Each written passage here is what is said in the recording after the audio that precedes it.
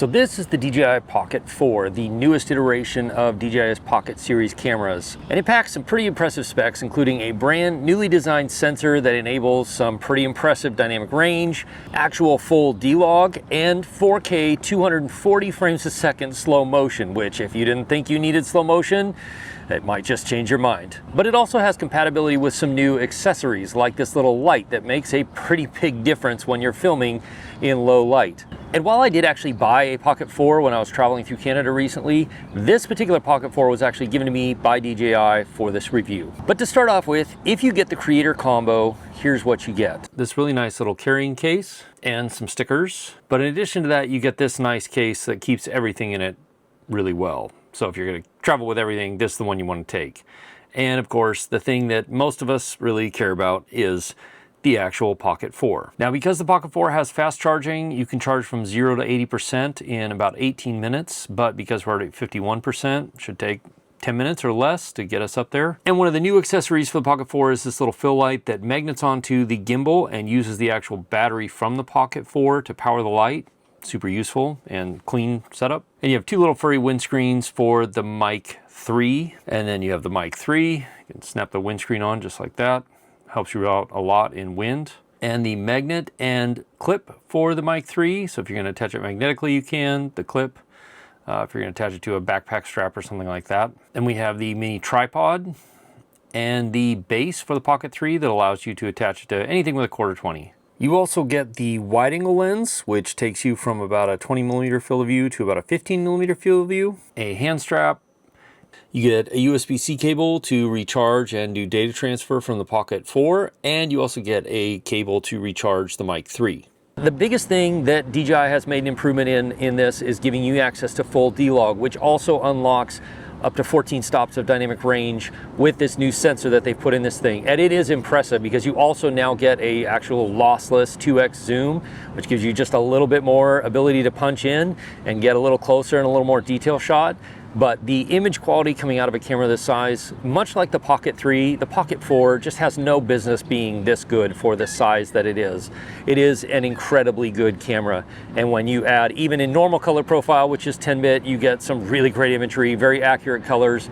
But when you're filming in DLog is when you really unlock this camera's full potential to get that full dynamic range. And as you can see here, like, it's impressive. For a camera this size, it really has some incredibly good imagery. And because it's DLog and 10-bit, it gives you the full scope of being able to color grade this camera to match up with any other cameras you might be using or make the image look exactly the way you want it to look.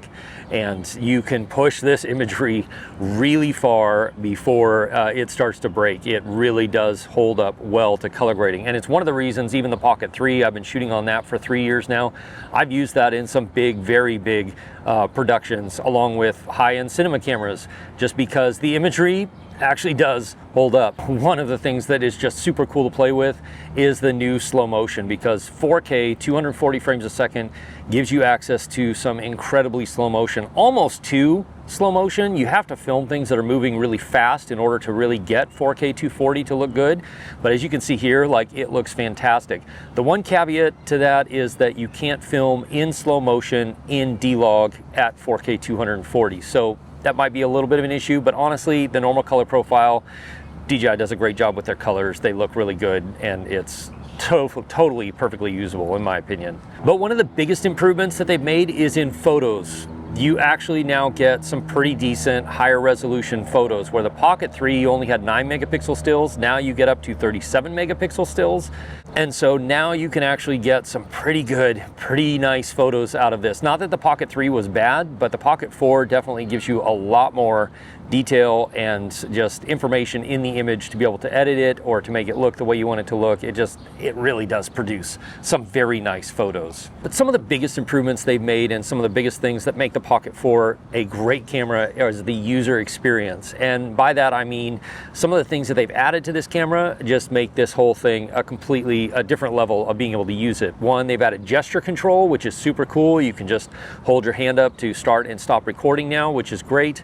but they've also added 107 gigabytes of internal memory. And honestly, the whole time I've been using the Pocket 4 through my trip through Canada and on this trip, I've just used the internal memory, because you can also offload that footage with a USB-C cable up to 800 megabits a second, which is insanely fast. It's faster than any SD card offload that I've ever used. So I've just been using the internal storage because it's just so handy and nice and easy to use. You can also add an SD card if you want to, but having the internal storage makes it super quick and easy to offload. They've also expanded the battery life, which has been noticeable. I haven't really used the battery handle for this. I don't have an actual Pocket 4 battery handle, but the Pocket 3 battery handle is compatible, so that's really nice. And on that note, there's also the very fast recharging. So you can go basically from 0 to 80% in about 20 minutes, and then up to 100%. I think it's about 38 minutes or so, but that 0 to 80% is so fast and so nice to be able to just get what you need to be able to keep filming and keep going. But one of my favorite things are these two user buttons that you can now use to do the 2x lossless zoom. You can customize the buttons to do multi-pressing, one press, two presses, gives you different actions, and having that makes it super fast and super intuitive and easy to use the camera in when you're running, gunning, or you're moving in a fast-paced situation. It makes it really easy to be able to use this camera, much easier than the Pocket 3 was. And then they've also created this little light that attaches magnetically to the back and gets powered off of the Pocket 4 by these little pogo pins here, and it makes a big difference. And one of the things that DJI has said is that they've really improved the skin tones and how this handles skin tones, especially in multi-use lighting where you're in a lot of different environments. And I gotta say, it definitely is improved. It handles weird lighting much better, and then when you add this little fill light, you can get some really great stuff, and especially in very low light. And then actually this is where the Pocket 4 also has improved over the Pocket 3, and the improvement isn't like night and day, but it definitely does do better in low light. It just gives you a little bit cleaner and a little bit better detail, a little bit richer imagery in very low light. Now you can film in log if you want to, and then clean up the image yourself in post. But if you film in the low light mode, it actually gives you some really nice imagery that, yes, it's been denoised and maybe a little bit resharpened after it's been denoised, but it looks really good. And especially if you're just running and gunning and filming stuff for social media, it's more than good enough, and I mean way more than good enough for anything you're going to post on social media. Something that they've improved a fair amount and that makes this camera kind of a powerhouse is not only is it compatible with the DJI Mic 2, the Mic Mini, the Mic 3, and you've been hearing the Mic 3 throughout this entire video, but they've also improved the onboard audio. So now you can record spatial audio with this camera, which just gives you a really immersive sound field.